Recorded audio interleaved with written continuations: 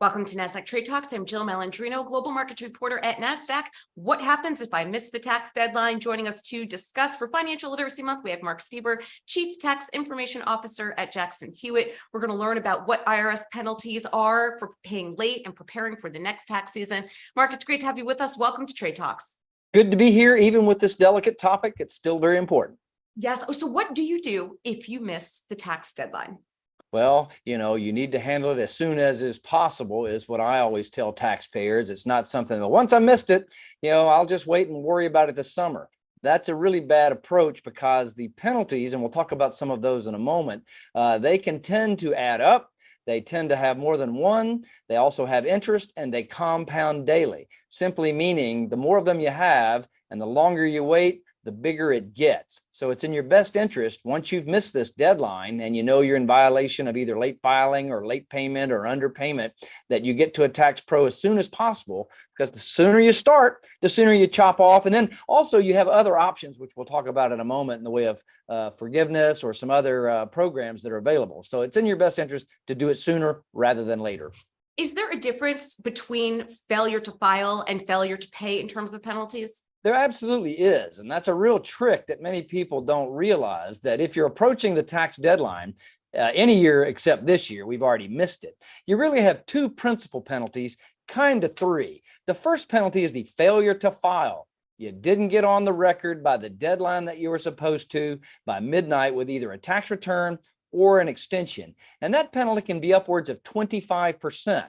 And that's an important number because it compounds at 5% per month. For any unpaid taxes that you were having to pay. Now, separate is the late payment penalty. It's also 25% at a maximum, but it only accumulates at 0.5% per month. And so if you just filed an extension, even if you weren't going to pay, even if you knew you didn't have it and you knew you weren't going to deal with it, you automatically do away with the bigger, faster growing penalty. And then all you're left to contend with is the late payment penalty, maybe an underpayment penalty if you didn't pay throughout the year, and interest on top of that. And even with the rising interest rates, it's still a nominal amount. But if you didn't do anything, you can have both. And it's not 5 and a half of 5. They kind of offset, but it can be upwards of 50%. Worst case scenario, if you wait a long time and you don't do anything and you had a balance due, that is the scorched earth scenario. Does an extension give me more time to pay my taxes? Big myth, and the answer is no, no, no, and no. The big misconception is it's called on the 4868 an automatic extension, and these three words are important: time to file. It really is simply, and it always has been, this is not new, an extension of time to send in your paperwork.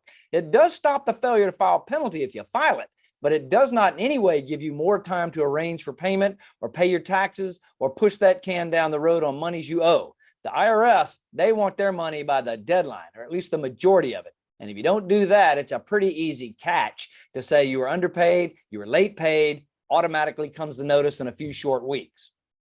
Mark, is there anything you can do if you simply cannot afford to pay your taxes? Let's say you lose your job or you have medical expenses and you have to prioritize where your money is going. Will the IRS work with you in any way?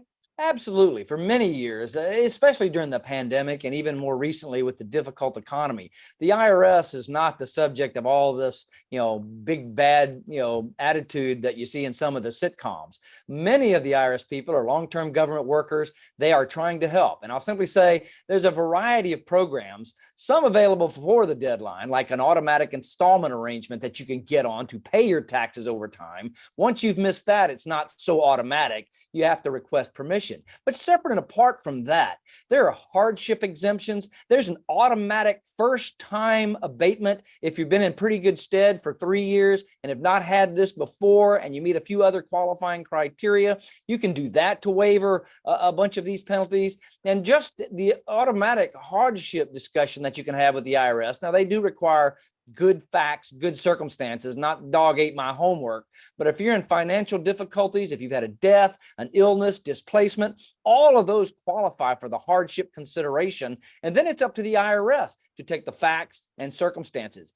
Primarily of which, are you a habitual offender? Have you had this happen many times? Or is this a one-time deal and you really do have a set of facts and circumstances? The IRS has great latitude with which to put you on a later installment or forgive the taxes outright with a forgiveness or abatement program. So there's a lot of things you can do, but many of them look favorably on you getting to it sooner rather than later, not just about the end of August and it's been sitting there, festering for 6 months and you really don't have a good story. You're not likely to find much favor from the IRS or your state if you have that as well without some of that. So again, back to how we started, earlier is better than later. Good facts and circumstances are better than I just didn't want to get to it. And next year is a time to start planning right now. Is just some best practices. So Mark, we know the IRS and the states do not like procrastination. So what can we do now for next tax season? Well, I have a couple of best practices that have really grown important during the pandemic with the voluminous number of tax changes, life changes, pandemic influences, people working from different states, people working from virtual locations. The first and number one thing that you can do is a mid-year tax checkup. Nothing elaborate. You do not need a New York CPA lawyer to help you do it. You really just take your June 30 pay stub information if you're self-employed, kind of project out 6 more months, double that pay stub is an easy way to go, and then write that in the margin of last year's tax return as wages. See how it compares. Do the same thing with your taxes that have been withheld, double it, and you'll see what your taxes should be more or less towards the end of the year. Do a rudimentary tax computation, see where you come out, and see if you've got a result that bears closer scrutiny, like a huge balance due or no refund in sight and you were expecting that. Or worse, a huge refund and maybe you reduce some of that withholding and get your money back during the year. So a mid-year checkups become paramount important during all the volatility that's in the tax world these days. Do a similar thing late November with 1 month to go. Estimate that 1 little month of income, 1 little more month of withholdings. Do your rudimentary tax calculation, even using last year's rates to get a ballpark, and see where you come in. And again, if you get an answer that's dramatically different than your expectation or your needs, you don't have a lot of time, but that would motivate you to perhaps address your taxes early in the year rather than waiting till midnight on tax day next year and then having refund surprise or refund shock or balance due trauma. So mid-year estimate, year-end estimate are two very, very important things in these days, which are not going to get any more simple or calm in the tax ecosystem.